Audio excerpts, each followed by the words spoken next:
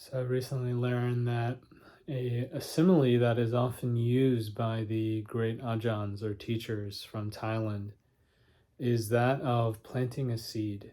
So when you plant a seed, you do part of the work, but the seed does the rest.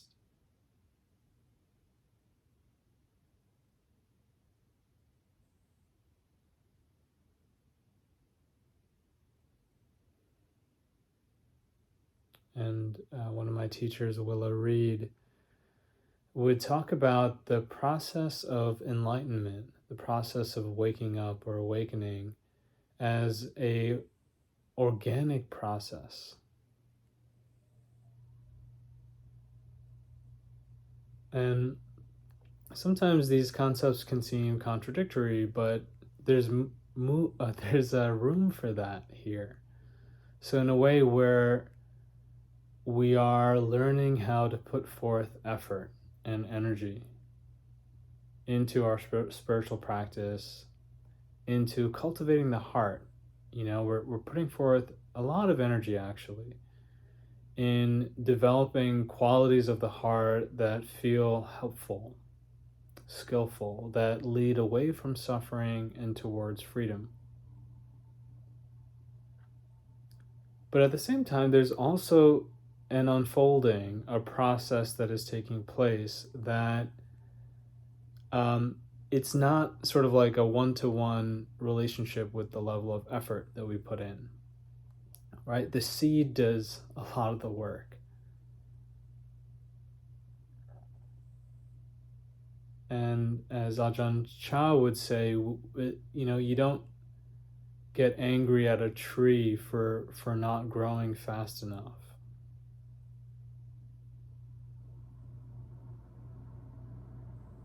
So we are the way that we are,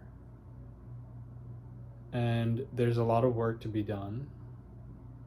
But part of the work is patience.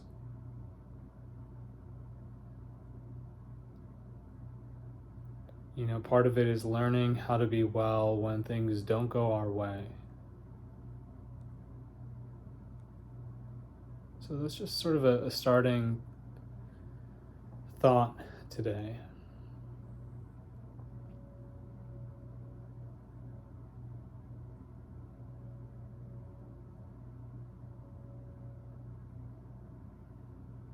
And I wonder if you can feel your heart soften.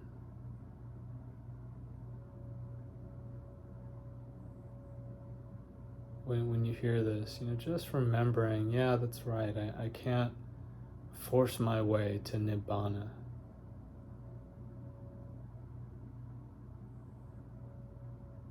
It takes time. It's a process.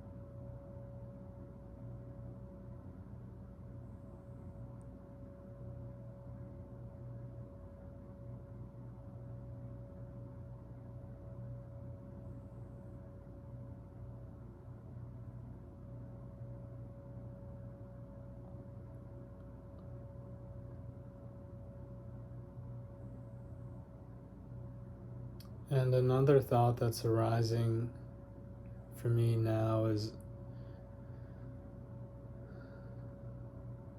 who are you becoming? It often feels like we have a self that's solid, right? Like I am Ranga. I have these habits. This is who I am. But when we look at it another way, it's not that we are so solid. in each moment we are becoming, we're fabricating, we're practicing.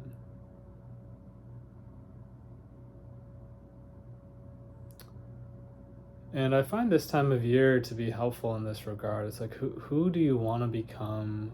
What are you practicing? Who are you becoming?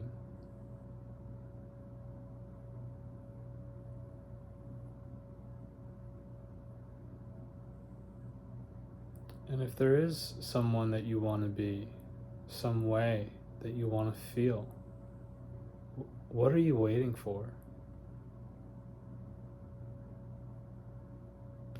Who are you waiting for to come along and do it for you?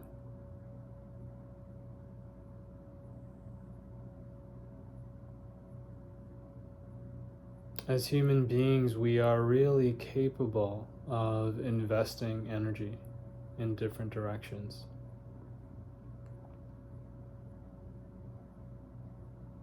So what direction do you want to orient yourself towards?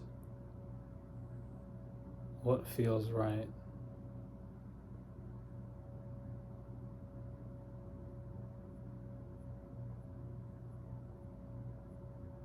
And the direction of Dhamma, of the Buddha's teachings, it's a direction towards virtue, goodness, purity. And it's a direction towards freedom, timelessness.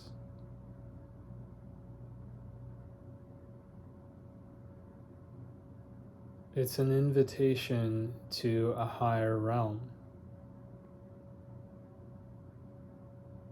I remember one of my teachers, Ajahn Sona, saying that the Buddha is sort of like inviting you to eat some chocolate cake, in the sense of what he is presenting is very sweet.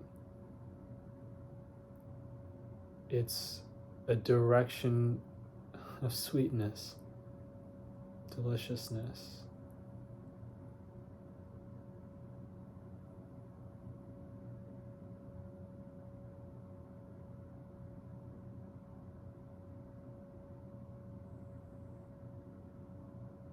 And I'm reminded of a word, Viveka, from the Pali language. Viveka means singleness or solitude. And there's sort of three kinds of Viveka. One is that at the level of the body. And this is a singleness, it points to a simplicity in the body.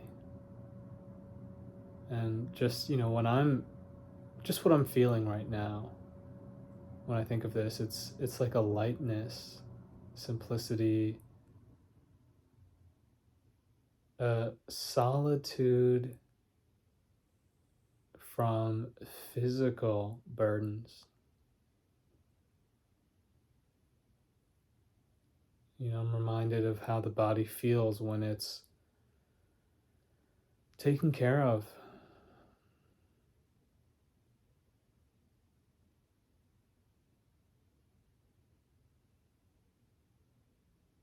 And so much of this, there are external conditions and factors, but a lot of this is also how we hold the body with the mind. I wonder if you know what I mean. It's like, maybe you can recall being kind of sluggish and feeling heavy, just like melting into the couch watching TV, and then somewhere, somehow you prop the body up, and you look, you perceive in a way that invites energy. So there's physical viveka.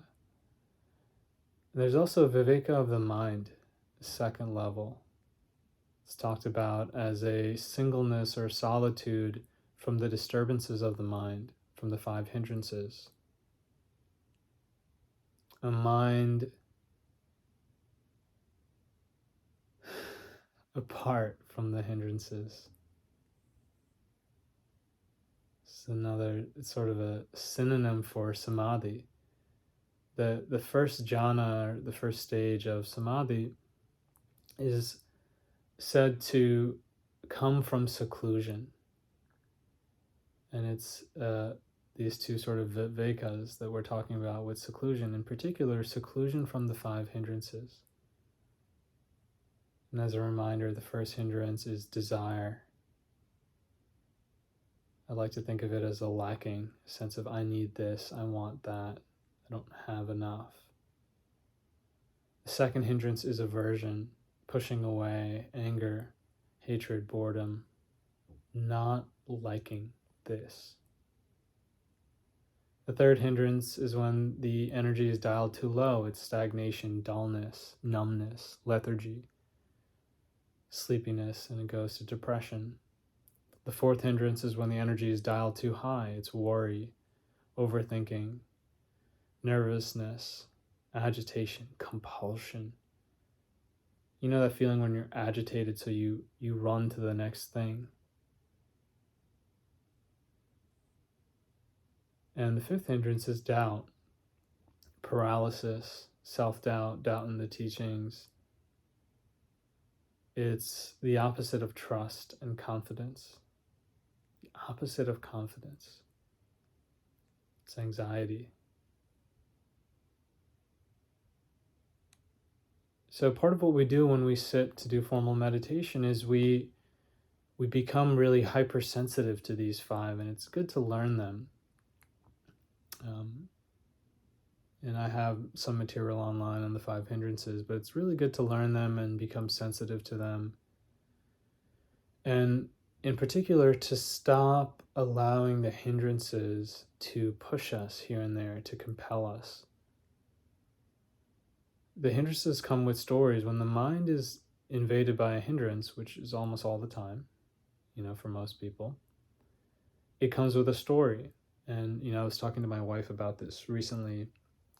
And one of the things that she deals with, and that we all deal with, is rushing. So this is an interesting one. It's when we feel rushed, like we need to get to the next thing. And sometimes we can realize, like, oh, I'm rushing. And so then we plan, how are we going to not rush again? And sometimes the plan becomes to rush more.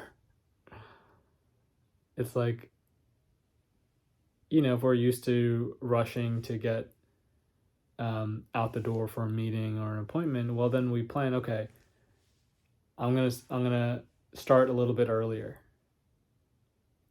right? And maybe that works a couple times. Then we find ourselves in a scenario where we're starting a little bit earlier and we're still rushing. So anyway, what I'm trying to say here is the hindrance compels us in a certain way. It comes into the mind, colors the mind, and then the mind gets abstracted. And everything that we do, say, or think is abstracted by the hindrance. So we can end up rushing so that we don't have to rush. And when I say it like that, it's obvious that, okay, this is a mistake. But when it's happening, not so obvious. Another example is, let's say anxiety and doubt arises. And one of the impulsive reactions is to start thinking. And, sometimes when I talk to folks about this, there's this idea of, yeah, but I need to think, I need to strategize and kind of figure it out. I was talking to someone who had gone through a breakup or was going through a potential breakup, and they kept trying to think about what they did wrong, how they could fix the situation, what they should say, what they could do. And there was a real strong sense of, this is what I need to do, because if I don't think like this, I'm going to regret it. I need to do everything possible to save the relationship, or I'm going to regret it. I totally get that, and I've been there. But what's not so obvious is that many of the hindrances at this point have invaded the mind. So the very thinking that happens is being compelled by the hindrances. And the stories that we're starting to say, the strategizing itself, is corrupted by the hindrances. So the recommendation then is actually to come back to sanity, to find our way back to sanity. And this is actually difficult because at the time the hindrances are already there. And again, the hindrances are very convincing. So what we need to do is to train ourselves. We have to remember right there in the suffering, oh yeah, this is what the teachings are all about. This is what the Buddha was talking about, suffering. I feel it, I can see it. And whether it's distraction or groundlessness or whatever it is, the encouragement then is to remember the teachings and to find our way back to sanity before we do anything else.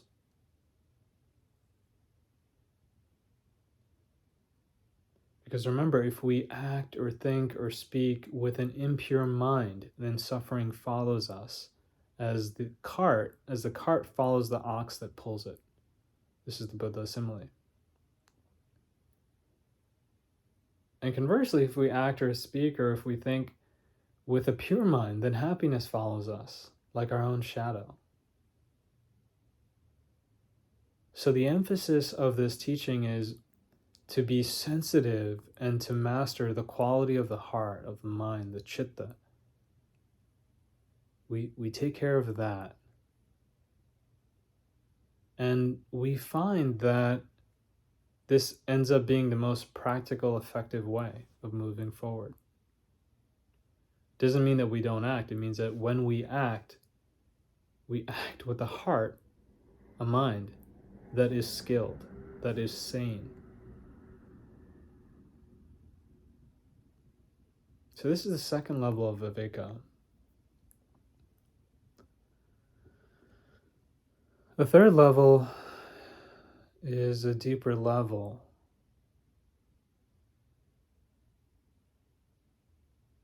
Upadi Viveka, singleness, solitude from burdens.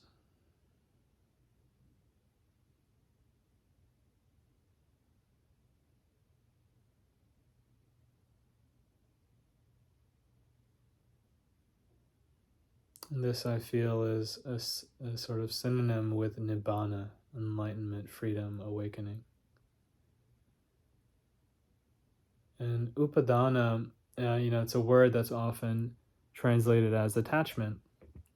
And I think attachment is a good translation, although every practitioner at some point or another wrestles with this idea of detachment.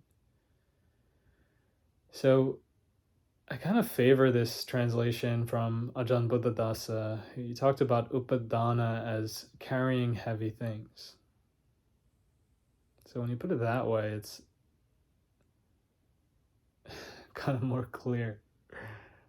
When you say detached, there's a lot of things I don't want to be detached from. But if you say let go of a heavy thing, yeah, I want to do that.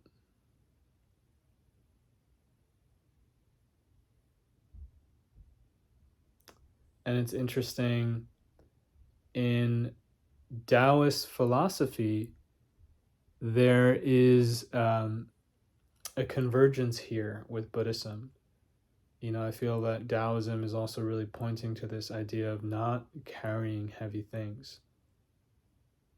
Somewhat different ways to get there, but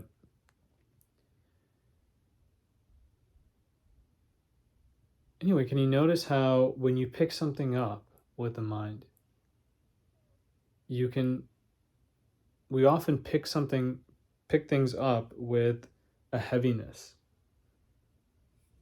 So if I'm holding up this water bottle now, I can kind of feel its weight. So it's sort of like learning to put it down, let go of that weight.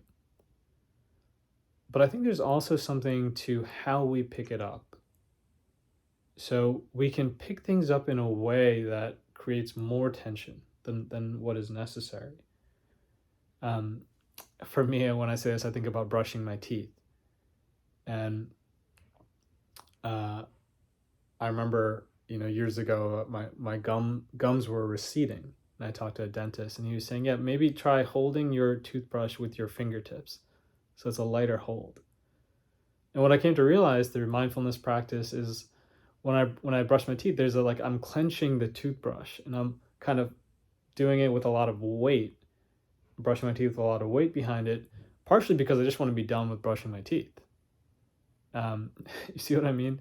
So anyway, there's a way that we pick things up that is unhealthy, unhelpful, unskillful, leads to suffering. But there's also a way to kind of pick things up without that.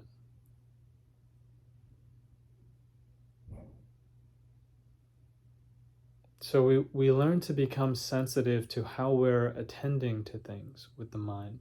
How are we engaging?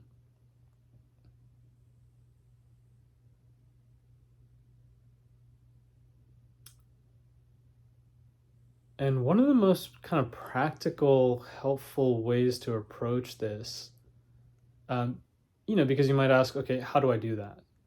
I have my job, and every time I think about my job, tension arises. Or I have my stock portfolio, and every time I think about that, tension arises. Or I have my family, my this, my that, my relationship, my marriage, my goal, my body, whatever.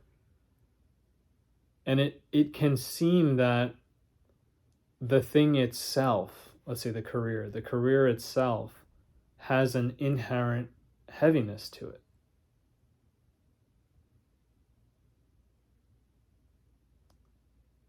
And it can seem like, well, my job is so messed up, my boss is terrible, there's no way for me to think about my job without this. But in this practice, we learn that it's actually not the thing itself that is heavy, it's the way we are attending to it. It's our way of looking.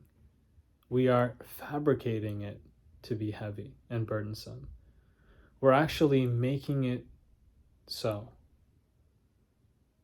We learn that we are creating a reality, and then we're imprisoning ourselves in that reality.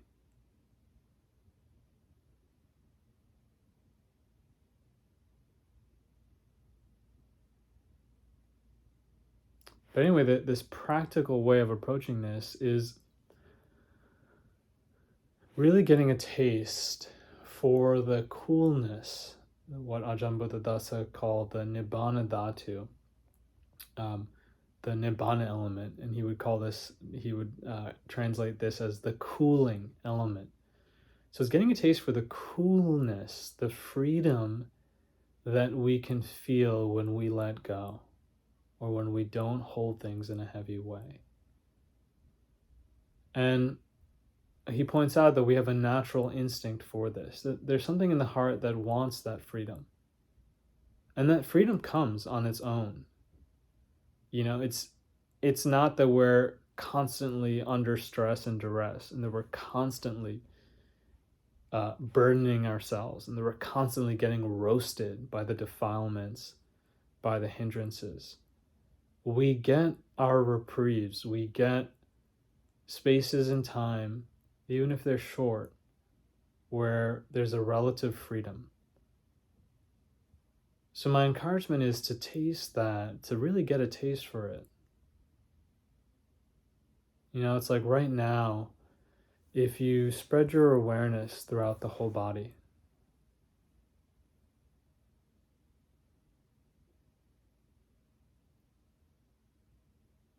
just let go of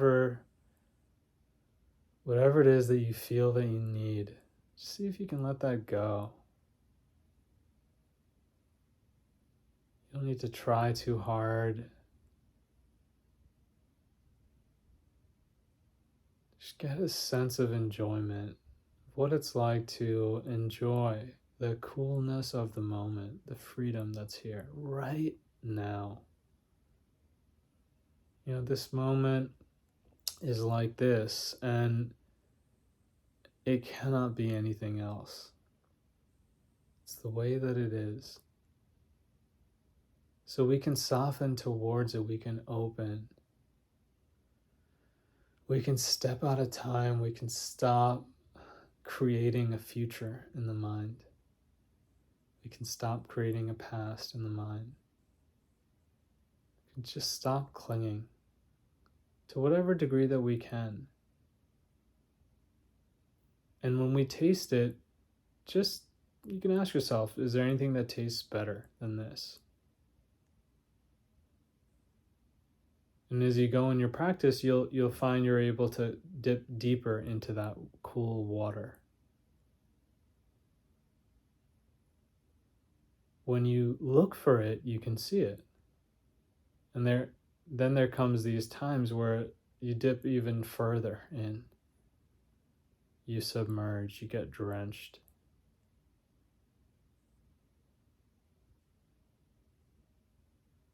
And what you might find is that the heart and the mind can be very convincing at times, and it can kind of try and make its argument that now is not the time to let go, now is the time to pick up.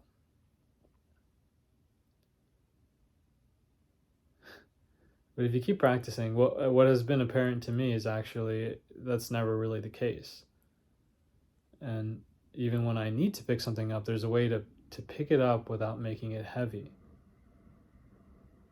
There's a way to attend to it with a sense of lightness. And the more I practice, that becomes the prerogative more and more. It's still difficult, like there's things that seem important.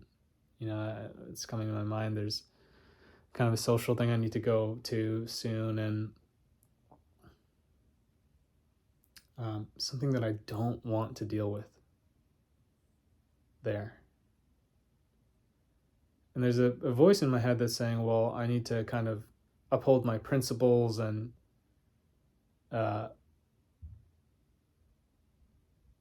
sort of act in a certain way.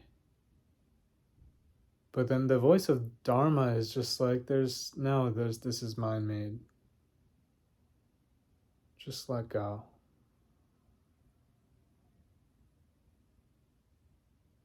And if you're going to attend to something, attend to your own suffering. That's what the Buddha taught.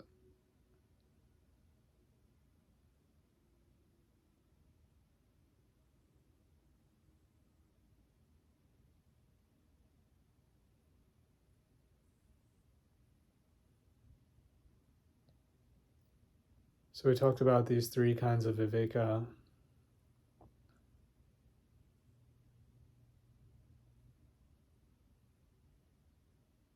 Talked about freedom. Talked about the hindrances. Talked about living simply. We talked about seclusion, solitude. So I offer this for your reflection.